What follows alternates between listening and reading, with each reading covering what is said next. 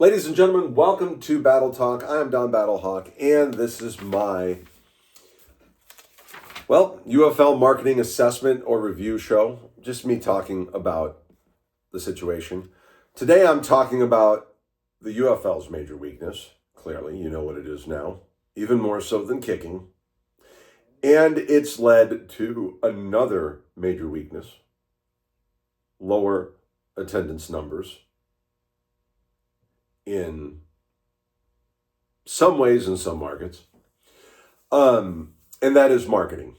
Now, my promotion and marketing history is pizza restaurants and movie theaters and my own things, internet endeavors, TV shows, stuff like that, to various levels of success. But I do know and understand the types of marketing from an educational standpoint and from an observational standpoint. First, let's go over some terms. Marketing is the process or technique of promoting, selling, and distributing a product or service. And promotion is to present merchandise for buyer acceptance through advertisement, publicity, or discounting. The UFL has done one of these this year better than the XFL did. The USFL probably, I don't know for certain, and definitely better than the UFL itself has ever done in the past. And that is promotions, like giveaways and stuff like that. That's in the pro category. Be it giveaways like this. I got this in the preseason event. I got a blue shirt in the opening home opener. I got this tote, which is cool. And I got a bobblehead, and hopefully I'll get a hat this week and stuff like that. So I mean, these are where the UFL is winning compared to previous season. And of course, constantly, Michael Poley is constantly talking about the future, and that is good and that is positive. The naming of the championship game, it's our nation's 250th birthday. It's going to be in DC. That makes sense. They're probably missing out on some kind of opportunity there, but that makes sense. They're probably not marketing that very well, but it's a good promotional thing to do. The cons, the off-season's inflammatory language. I think that we are still suffering from the lies that were told. One thing was told, and then another thing happened, and it wasn't the same as the one thing that was told. For example, we're not going to blow up teams, and then they blew up all the teams, and then they kind of didn't blow up the teams, and then they kind of did. It's just then they moved teams, and while some of you don't understand how I could say that it spoils the well when you move a team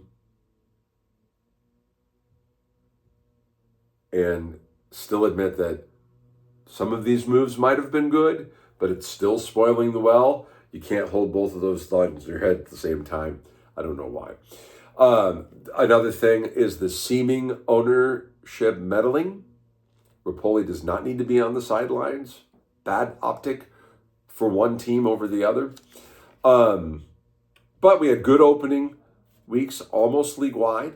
A slight uptick in most measurable markets, but STL.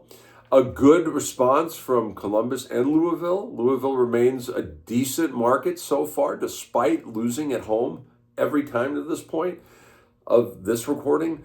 Orlando not really showing up, is discerning. Better showouts in Birmingham. I'm going to get to the 4,000 last week here in a minute. A tough time in Dallas, right? Declines in DC and St. Louis. Now, I can't speak for every market. I'm not there. All I have to go on is what people tell me that they see or what they don't see and what I'm told. While the promotion of the league has improved big time, the marketing of it has somehow gotten worse. It's somehow gotten worse.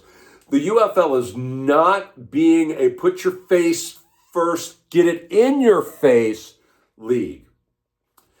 They're not getting their message and their marketing out in front of the casual fan and the general public that is so important to grow attendance. I'm getting this from almost everyone I speak with in every market, almost in some capacity. When I marketed pizza, I put my materials in front of people through the routes that were best to do it. For that, it was billboards, mailers, door hangers, and newspapers.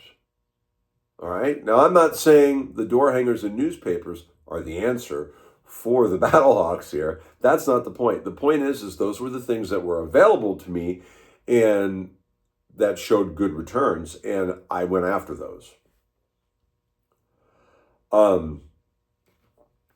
But some things should be done to get these teams and the league in general in front of faces that aren't already looking for them. If we look at other successful sports enterprises across the country, and I've seen this because I've traveled all across the country, we see billboards employed. That's just one example. To put that team in the front and center of the public consciousness. The soccer club, St. Louis City, reminds me every day that I'm on the highways in the St. Louis area that tickets are an option for me. Now, I don't like soccer, but if I did, I would know and I would go. I do like baseball. And the only reason why I didn't go to the Cardinals game when the Red Sox were here to get a really cool pullover and watch the Cardinals and the Red Sox play was because the day I already had allocated was to the Battlehawks. But I'm the Battlehawks faithful. But other people saw that and they knew what was available. And they do this, and they do it constantly, season after season, because it works. These days, there are different kinds of billboards as well. Think about that. You have your standard billboard, which is there for like a period of time. City uses those a lot to remind me that that City's there, that I can get soccer tickets, and then I can watch it on Apple TV. I get that just from seeing their billboard.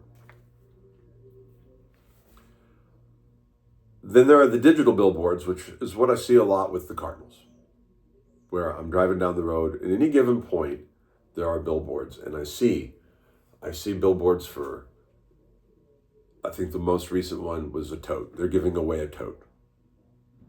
It's like a purse of some kind of like this, only not clear, and the Cardinals logo on it. And I know that that's going on. I know when games are coming up from the billboard more than I do from the printed schedule.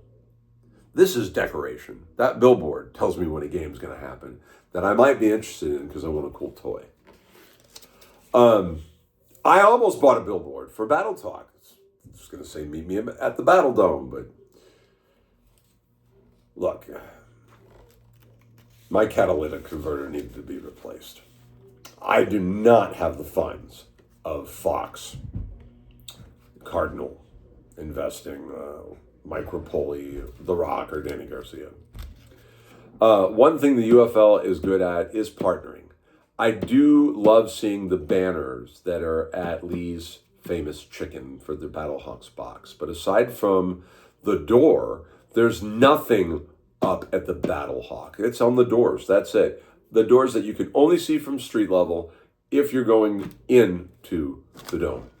Nothing from the road. Yet, I know that there either was at some point in time or there will be soon an AC/DC concert at the dome. And boy, do I know that because I see it every time I drive by the dome. I'm very aware of the AC/DC concert, but nothing for the Battlehawks. And the Battlehawks have a 10 to 11 week residency there. Yep, just the doors. Maybe a banner on the dome, a Battlehawks banner, like the Blues do. The Blues put up a banner. On Enterprise, they got banners up there to let you know. Hey, we all know where the Blues play, but they're still screaming, "We are here."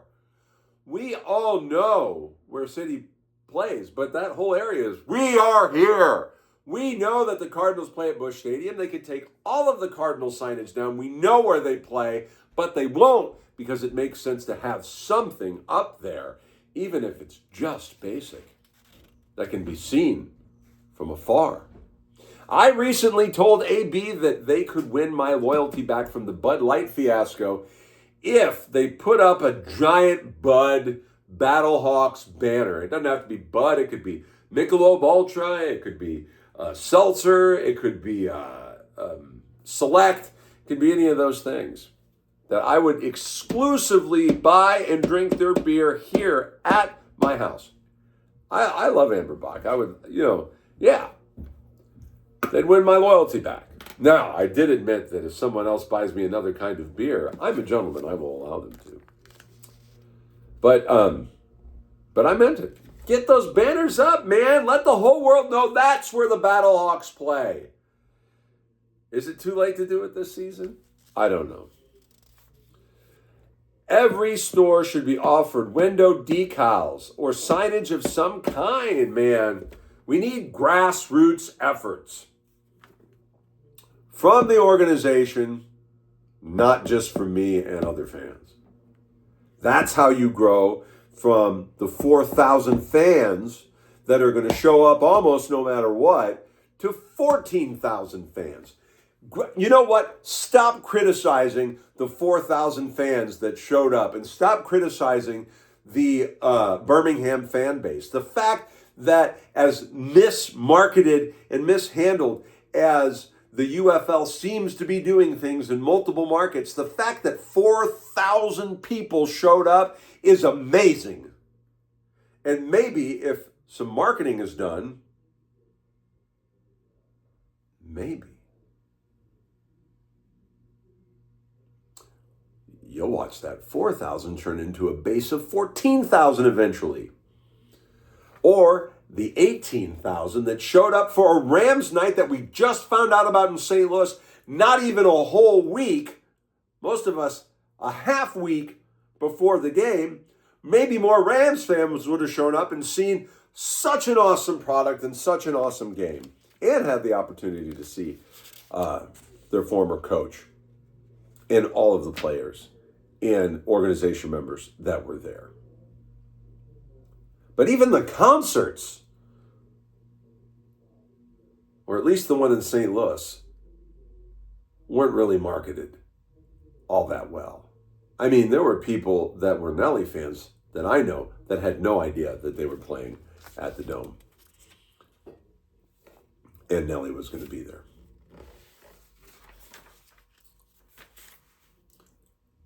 In the movie business, there's a lot of cost that go into making a movie. But you also have to promote it. If you don't market that movie, a great movie will still not bring in the numbers. The UFL is a great product, and it needs not only buzz and promotion on the one level in preseason parties, it needs constant marketing. Traditional sports and business marketing. You could have the best product, be it a pizza or a movie, football, baseball, hockey, basketball, soccer. But if it's not marketed, you're not going to get your optimum attendance. As a matter of fact, you can take a less good product, you can even take a crappy product with proper marketing and outperform a good product. Everyone knows about movies, pizza, Major League Baseball, MLS, and all of those things. But they still need and they still see the desire to go after those markets.